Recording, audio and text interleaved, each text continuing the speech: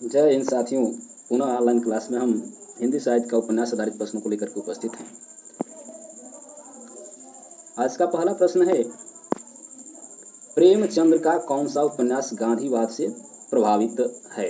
तो ये है सी, रंगभूमि। इस प्रश्न की व्याख्या बहुत लंबा है, थोड़ा ध्यान से देखेंगे आप लोग, वीडियो को पूरा देखें। अधिकांशकर प्रेमचंद के उपन्यासों पर आधारित प्रश्नों का हल इसी में मिल जाएगा। प्रेमचंद्र के उपन्यास रंगभूमि के गांधीवादी नायक सूरजदास का व्यक्तित्व अनेक दृष्टियों से महत्वपूर्ण है। सूरदास का साधन शुद्धि का आग्रह, मशीनीकरण का विरोध, पूंजीवादी संस्कृति की उपेक्षा, प्राचीन काल से चली आई सामंतवादी संस्कृति के प्रति आकर्षण आदि विचार गांधीवाद का प्रभाव सूचित करते हैं। कर्मभूमि गांधी के व्यवहारिक कार्यक्रमों का गांवों में प्रचार दिखाया गया है। सूत कताई, बुनाई, हरिजनों उद्धार, शराबबंदी, मुर्दा जानवरों का मांस भक्षण न करना, विभिन्न जातियों में रोटी व्यवहार, मंदिर प्रवेश का आंदोलन इत्यादि। इसको पढ़ते समय गांधी युग का वातावरण साकार होता जान पड़ता है।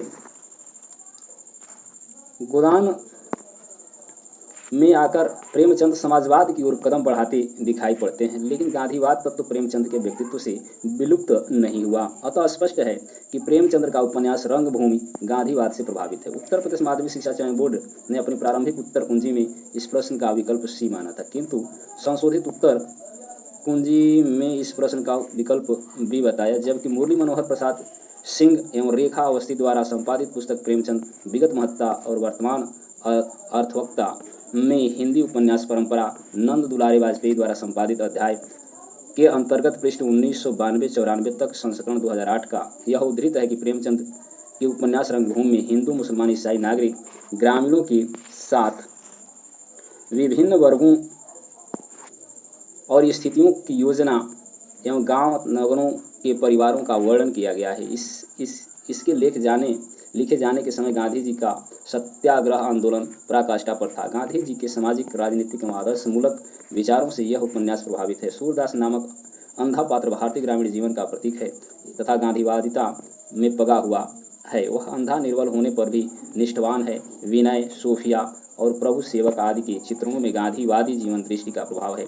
रंगभूमि गांधीवादी उपन्यास इसलिए कहा जाता है कि यह गांधी जी की राजनीतिक चेतना से अनुप्राणित है। रंगभूमि प्रेमचंद्र की उपन्यास कला का एक विकसित सोपान है। गांधी का प्रभाव साहित्य या जीवन पर जैसा भी कुछ पड़ा वह रंगभूमि में दिखाई पड़ता है। चरित्रों में विविधता, बहुलता, औपन्यासिक बाहुल्य और तत्कालीन जीवन की व्यापकता का चित्रण रंगभूमि की अपनी विशेषता है। कर्मभूमि में न हो रंगभूमि जैसी आदर्शवादिता है और न गबन जैसी विषय की एकाग्रता और समाहार है। कर्मभूमि में सामान्य जीवन की धारा, वास्तविकता अधिक है, गांधीवादी प्रभाव कम है। अन्य महत्वपूर्ण तथ्य है कि रंगभूमि में सर्वाहार और पूंजीपति के बीच सीधा संघर्ष चित्रित है। सूरदास बनारस के पांडेपुर गांव का एक किसान है। प्रेमचंद्र ने रंगभूमि में पहली बार प्रतीकों का प्रयोग किया। प्रेमचंद्र के उपन्यासों के प्रमुख पात्र इस प्रकार हैं। यहाँ पे दिया गया है पात्रों के बाद, सेवा सदन में सुमन है, गजाधर है, कृष्णचंद्र, शांता है। कर्मभूमि अमरकांत है, समरकांत, मैना, सुसदा और सकीना। गमन में है, जालपा है, रमानाथ, रतन, जोहारा। रंगभूमि है, सूरदास, सूफिया, भरत सिंह, महेंद्र कुमार। यहाँ देखिए दिखाई नहीं दे रहा है। विनय है, सुहागी है। फिर भी इसको देखते हैं।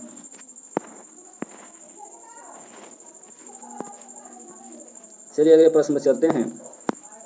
सूरदास प्रेमचंद के किस उपन्यास का मुख्य पात्र है? तो सूरदास अभी हम लोग पढ़े, यहाँ डी विकल्प होगा, रंगभूमि का है। सूरदास किस उपन्यास की पात्र है? तो ये रंगभूमि, ये विकल्प है। सूरदास प्रेमचंद के किस उपन्यास का पात्र है? तो यहाँ भी डी विकल्प होगा, रंगभूमि का है। सूरदास के किस उपन्यास का चर्चित पात्र है? तो रंगभूमि का है। अमरकांत प्रेमचंद की किस उपन्यास का पात्र है? तो ऊपर हम लोग पढ़े, बी विकल्प कर्मभूमि का है। जलपा हिंदी के किस प्रसिद्ध उपन्यास की नायिका है, तो सी विकल्प है गमन का। अगले पृष्ठ पर चलते हैं। जल्पा मुंशी प्रेमचंद्र के उपन्यास गमन की नायिका है। इस उपन्यास में रमानाथ, देवीदीन, रतन, जोहारा, दयानाथ, रमेश बाबू आदि पात्रों की कथाएं हैं। पारिवारिक संदर्भ में जल्पा का यह उदाहरण देखने को मिलता है कि कैसे जैसे आभूषणों के मोह में बधी अपने घर की वास्तविक स्थिति खोलने पर अपने आभूषण प्रेम की को आभूषण त्याग में रूपांतरित कर देती है।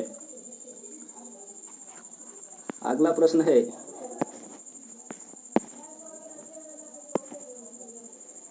हस्ती नामक उर्दू उपन्यास, देखिए यहाँ फिगर तो सही नहीं है, लेकिन हम यहाँ उपन्यास की किस नामक से लिखा गया है, तो यहाँ है ये विकल्प रंगभूमि है। चौगाने है कि चौगाने होगा, यहाँ पे देख लेते हैं, उर्दू में लिखा गया है।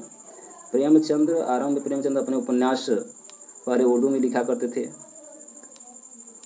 चौगाने है, चौगाने हस्ती नामक उर्दू उपन्यास प्रेमचंद्र ने हिंदी में किस नाम से लिखा,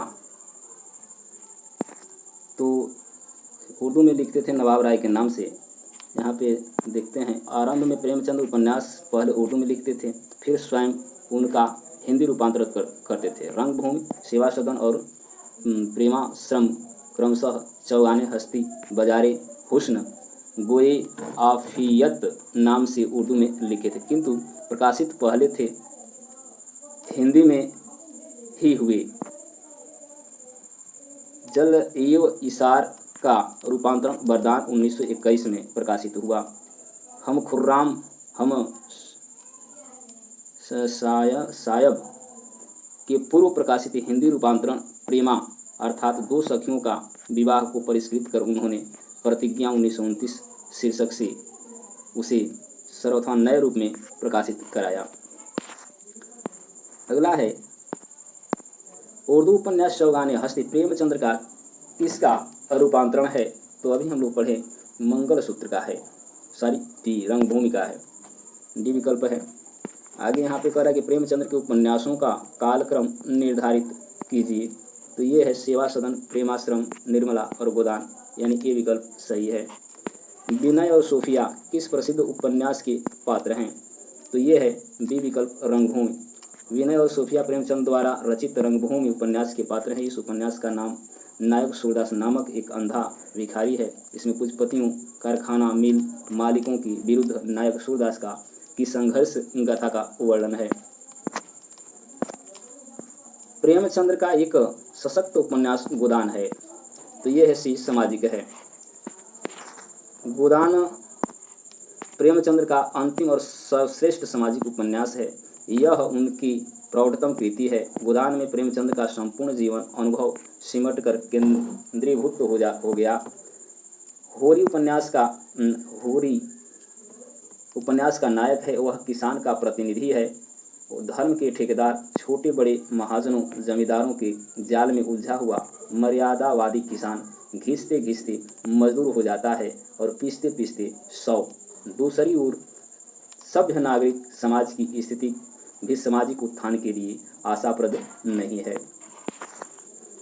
निम्नलिखित उपन्यासों में प्रेमचंद्र का अंतिम उपन्यास है, तो ये विकल्प ऊपर वाली व्याख्या में हम लोग देख चुके हैं, सेवा सदन है। सॉरी इसमें तो दिया है निर्मला, गोदान, यहाँ है गोदान है, क्या है गोदान, डी विकल्प गोदान है। प्रेमचंद द्वारा उर्दू भाषा में लिखा गया उपन्यास बजारे हुस्न का हिंदी रूपांतरण है, तो ये है बी है सेवा सदन। प्रेमचंद द्वारा लिखा गया सेवा सदन 1918 पहला हिंदी उपन्यास है, जिसे स्वयं प्रेमचंद ने हिंदी का बेहतरीन नावल कहा। यह उनकी उर्दू उपन्यास बजारे हुस्न 1914 का हिंदी रूपांतरण है। यह भारतीय युग में से चली आ रही वैवाहिक समस्याओं, दहेज प्रथा, अनमेल विवाह, वैश्यावृत्ति आदि का प्रथम रचनात्मक रूपायन है। वस्तुतः यह आर्य समाज की सुधारवादी संरचना की समानांतर साहित्यिक रचना थी। चूँकि यह उपन्यास बाजार हुस्न उर्दू का हिंदी रूपांतरण है, इसलिए स्पष्ट है कि इसकी समस्या भी वेश्या जीवन ही है। अगला प्रश्न है, प्रेमचंद्र का कौन सा उपन्यास पहले उर्दू में बाजार हुस्न के नाम से लिखा गया था? तो यहाँ सेवा सदन है, सी विकल्प सही है। तो आज के लिए बस इतना ही। पुनः अगले वीडियो में हम मिलेंगे इसके आगे के प्रश्नों को लेकर के। तब तक के लिए धन्यवाद। वीडियो को शेयर करें और लाइक करें।